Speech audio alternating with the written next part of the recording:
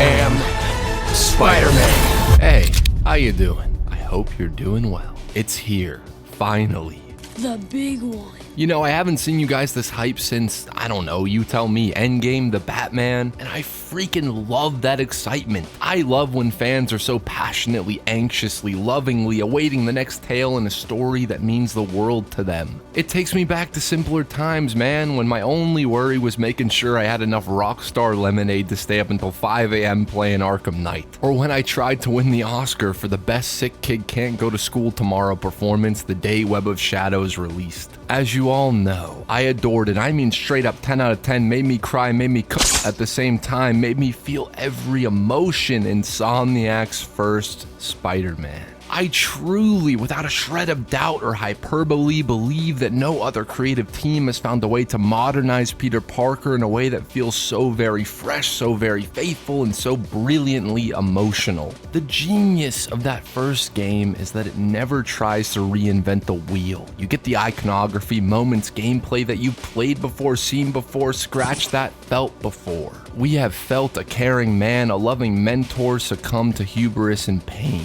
We have felt Pete's loss as he continues to lose the loves and the family closest to him no matter how hard he tries to save everyone. Theoretically, that first game, that first swing should have been stale, stiff, but if anything, it felt like the most fresh take on Spider-Man we have gotten in years. Call it lightning in a bottle, call it Brian Intar, call it fantastic storytelling. The point is, somehow, someway, Insomniac figured out how to respin the everlasting tale of Spider-Man without changing a single one of his core values. Rethread and web a story that we all know in a way that makes it feel like we are living it for the very first time alongside Peter, alongside Miles. So, how in the ever-loving 19 inches of Venom fuck do you follow that up?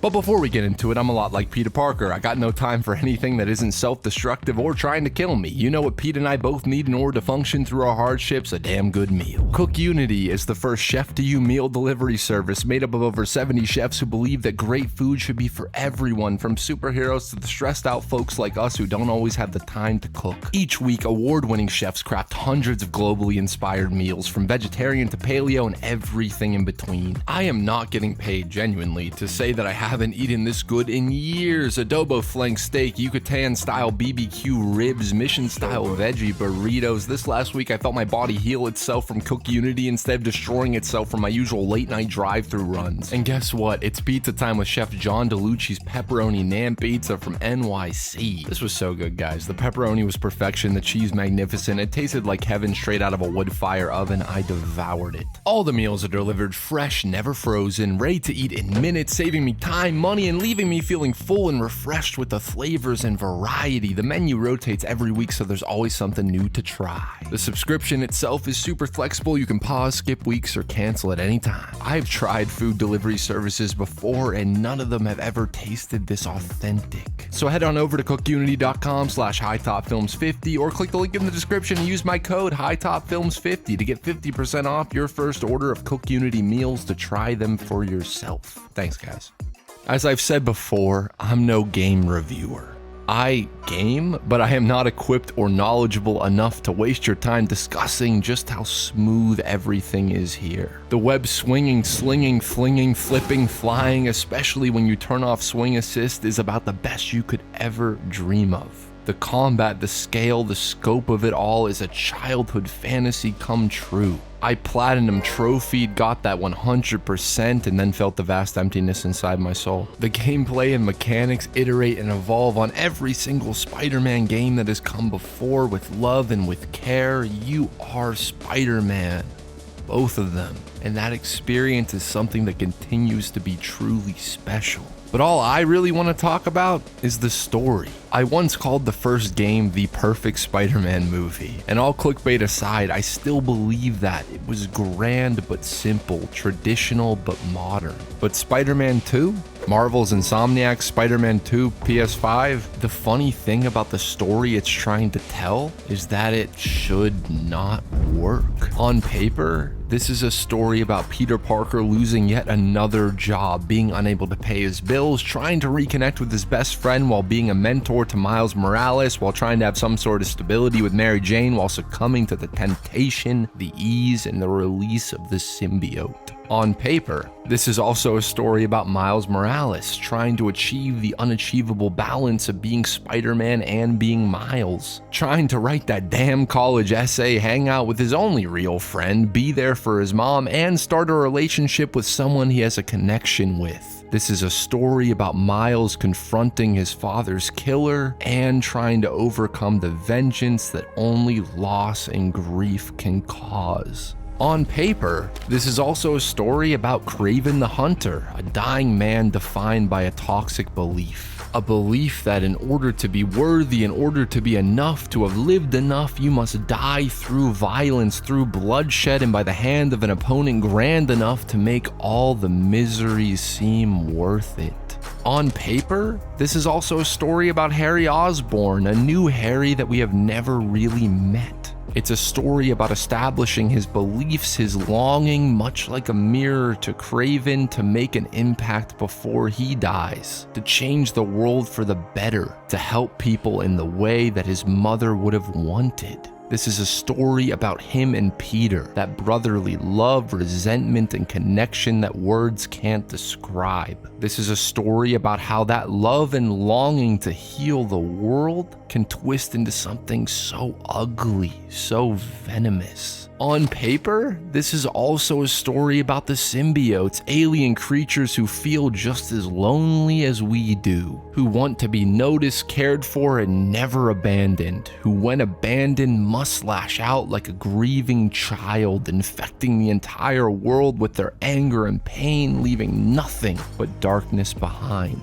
Spider-Man 2, on paper, okay, I'm done, has enough plot, themes, and ideas to take up 3 10-hour games. By all means, it's a mess. Marvel's Spider-Man 2 is the plot of the Spider-Man movie we all dreamed of when we were 12. You go from boss battle to boss battle, grand set piece to grand set piece, iconic adaptation of a beloved Spider-Man moment to another so fast, so insanely, all culminating in a third act that combines Spider-Man 3, Web of Shadows, Ultimate Spider-Man, Miles Morales 2, Peter Parker 2, all into 4 hours. By all means, none of this should really work together, should have the weight or impact that it wants to, but somehow, for most of its runtime, it does. It's masterful in its messiness. I mean, sure, I would have loved to see more time spent in the black suit, more days, weeks even, instead of just a few nights. I wanted to see it slowly consume Peter over the course of the game, not just be relegated to Act 2.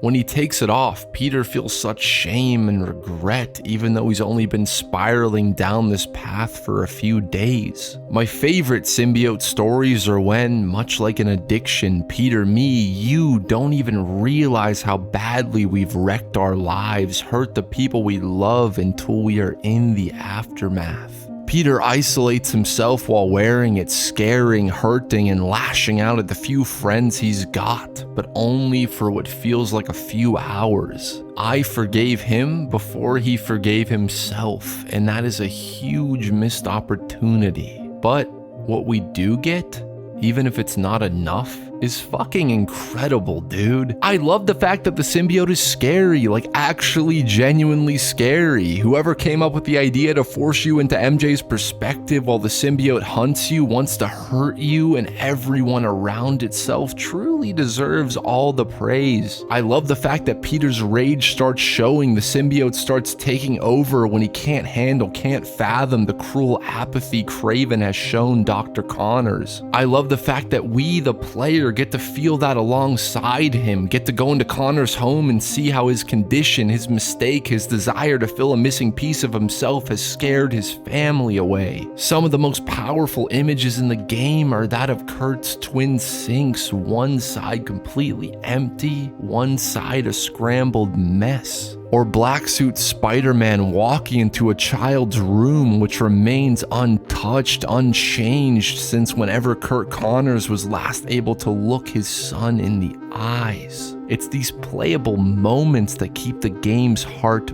beating. I love the fact that Yuri Lowenthal is giving it his all, truly a defining Spider-Man performance. He sells a lot of the plot beats that would otherwise not work, the pain in his voice, the desperation throughout so much of the story to try and hold on to the love he has while trying to move on from the love he lost. He's brilliant. This is all my fault. I'm sorry. I'm sorry. But I mean, sure, I think Kraven is super undercooked here. I wish we saw him kill half of Spider-Man's iconic rogues instead of just hearing about it after the fact. He talks so much about wanting the perfect final hunt, yet we spend way more time mashing away at his goons, his cronies, than we do getting to see him in action. Kraven's presence, his intimidation is felt, but permanently killing off the Sinister Six feels like a desperate move to get us to believe in his menace because they did not have the time to show it. I found myself wishing this was just a Kraven the Hunter story because the ideas they are adapting are something we haven't seen, felt in any Spider-Man film, let alone got to experience in any Spidey game. The themes are there, the parallels, both Kraven and Harry are dying, angry and hurt that their legacy and fate will be to lie in the dirt with the rest of us before they have their chance to make their final lasting impact. Peter wants to kill Kraven because of the pain he causes everyone in his life, and Miles wants to kill Lee for the same reasons. It all ties together somehow, but I sometimes wish Miles Morales had his own game to experience what he does here. Not because they rush it, not because they do it badly, other than that costume at the end. Holy God, what are you showing me? Come on! It's quite the opposite, in fact. His moments with Peter, with Lee, with his mother and Haley are some of my favorites in the story. That's the insane conundrum at play, the balance of the messy plot, which should, in theory, hurt the storytelling, is made up for by the execution. None of this is outright bad. It all works, even if it should not have to work in competition with the other ideas at play. A story about the symbiote should not have to compete with a story about Miles accepting his dad's death and finding acceptance that even his killer can seek redemption. A story about Kraven's last hunt should not have to compete with Venom. I'm gonna be honest, I'm very sick of Venom. I used to love Venom, used to long for all the Venom. When I was a kid, I was an emo Venom fanboy, and it was the perfect time to be one. Every single Spider-Man game, movie, show in that crucial era of growing up had Venom in it, had a story about the darkness within. I guess, as I got older, I started to gravitate towards the more classic and lower scale villains. Monster Spider-Man became less intriguing to me than a simple story about Peter trying to pay his bills, be happy with MJ, and empathizing with the Sandman. Maybe because it feels like storytellers always want to rush to do Venom, skipping so many eras and conflicts along the way. I was worried that would happen here, much like Sam Raimi being nudged to throw Venom in his sequel. I wasn't 100% certain that Venom needed to be here. And even though we do get the ever-expected and cliche turn the world into symbiotes plot that we have read and played before that I have become very numb to, Insomniac never forgets that the story holding it all together is the one of two people, two friends, brothers who want to make the world a better place, succumbing to the ever-tempting feelings of rage, of isolation, of loneliness that we all fall victim to. Venom attached to Harry works far better here than anyone would expect. If you had told me that Harry would be Agent Venom, I would have told you that I need some of that Intihar Kush. I would have never expected any of that to work. I mean, we all expected Harry would be Venom. We all knew that it was coming, but they once again pulled that magic they did with Doc Ock. We know the symbiote is going to go bad for both Pete and Harry. We know that something terrible will most likely happen to Harry. Insomniac knows we aren't stupid, they know that we know. So instead, they make you so invested in the happiness, the success, the love of these characters that you want things to remain stable. You want Peter and Harry to change the world with Emily May. You want them to do it for their mothers and for their future. You want Agent Venom to work out. You want Harry to be able to help the Spider-Men. You want that happiness so bad. I mean, dude, they had me at the Cage the Elephant needle drop, the bike ride, the high school antics, the sudden tragedy that hits Harry immediately after, a tragedy that Peter knows all too well. They had me purposely trying to lose the carnival games just so Harry felt confident. That's a brilliant use of the medium that you can only do in gaming. And I love the fact that Venom is also hurting. The idea that Venom himself, not just Harry, feels abandoned and rejected, feels alone and wants to build himself a family, just as Peter, just as Harry, just as so many characters in the Web Slingers world do, is fascinating. I always loved the idea that the Venom symbiote is heartbroken because Peter rejected him. I love how that plays so well into Harry Osborn. Is Venom manipulating Harry by showing him his mother? Or is he trying to provide him some peace while he tries to force his own? One of my favorite moments is this right here. Just give me back my son. We are your son. The final fight takes place on the same football field where Harry lost his mother, his compassion without condition, and then moves to the spot where he and Pete dreamt of making a difference without a mask. There are so many thought-provoking and interesting ideas I wish they explored more. It's all so spot on thematically, so hard-hitting emotionally that it makes up for the ever-present sense that we've seen this all before. That feeling that this story is becoming too grand in scale way too fast. And it never needed to. I'm not upset that it did, but if I'm being honest, and maybe you agree with me here, I'll remember the Venom wings, how they gracefully somehow included anti-Venom, Agent Venom, all the Venoms, but that's not what made me feel the most. Sure, maybe the most shock, the most adrenaline, the greatest instant gratification, but that's not what will stand the test of time if you ask me.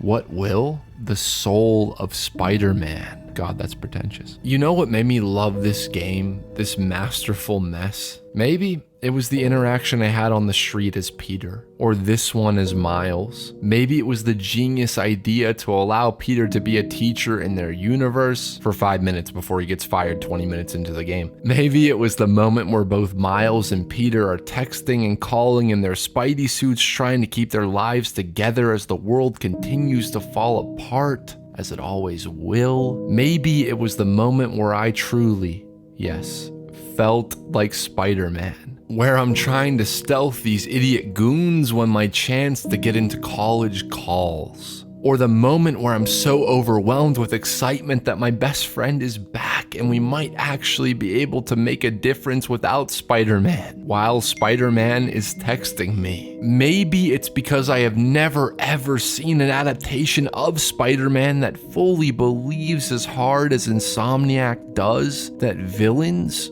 are people first. There is such a focus on helping, not hurting, from the opening frames of the game all the way to the end. In the first grand scale bit of spectacle, Peter isn't threatening to pulverize Flint Marko. He is incessantly asking if he needs help, if he's okay. I want to help you. We gotta help him before he hurts someone. He's not okay. You gotta calm down, Marko. Innocent people are in danger. You care about them, but not me. I haven't been okay for a long time. But maybe he will be after Peter, the player, you, me, we drop off his memories, these collectibles that form one image, a sculpture of a father holding his daughter with all the love he has to give. Miles wants so badly for his uncle to have reformed, to be a part of his life. He longs for that connection, not just to Aaron, but to his father. An entire side mission is dedicated to not just collecting gear points, but to collecting memories that Uncle Aaron shared with Dad. That station was the hottest ticket in Brooklyn for up-and-coming hip-hop artists back in the day. You and Pops get any airtime? We got close. Same goes for Mysterio, who claims to be reformed. Can we believe him? We so want to. Or are we being naive? Or does the truth lie somewhere in the middle? Mysterio will always be a villain. Just as Spider-Man will always be a hero. It's when you start looking at the people behind the masks that things get messy. It's never about protecting the boatload of super villains from Kraven. It's about protecting these villains, some of whom are very much victims from the idea, the sentiment that they cannot change, they cannot find peace, they cannot be saved. Spider-Man, no matter how many times that belief is called into question, continues to have faith that anyone and everyone deserves help, deserves the chance to heal instead of continuing to hurt. I have never played, barely ever watched any superhero media that believes that as passionately and unapologetically as Insomniac does. They just get it. From helping a blind woman find companionship to inspiring a young photographer with the same dream you once had, it's all about that genuine empathy and kindness. Peter's ever vulnerable "I love you" to his best friend in what might be his final moments struck me with how raw and sensitive it was spoken. It's a rarity that you see male friendship depicted with such tenderness. But the moment where Miles talks to a grandfather who knows his mind doesn't have much time left and who can only hold on to love, that broke me. You ever been in love, Spider-Man? Yeah, I have. It's beautiful. Nothing more beautiful. Can I tell you something, Spider-Man? I know I'm fading. It's scary as hell. Thought I'd be ready, but nothing gets you ready. Nothing. The entire climax brought a tear to my eye. Emotion swells in every aspect, from the performances to John Paisano's brilliant score. But the moment where Howard in his final moments tells Peter that Not many folks have been kind to me in my life.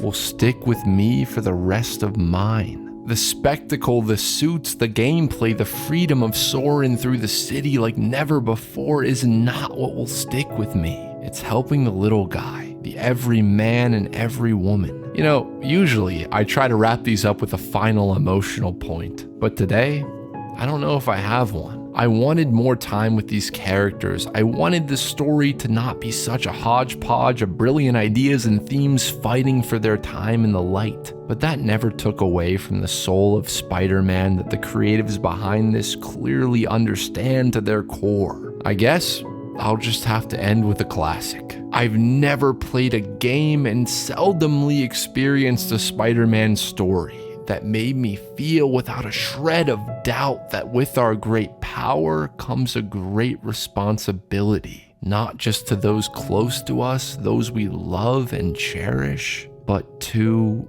everyone.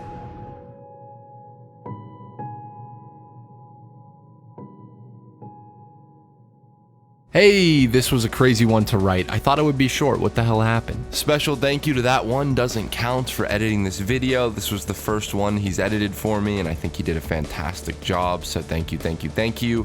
Jason trailer is out now. We made a Jason Todd movie. I don't know if you know, I tend to talk about it a lot, but it's coming out pretty soon. So thank you guys so much for the love and for the support. I'm exhausted. I'm sure you're exhausted. Get some rest. Thank you. Bye.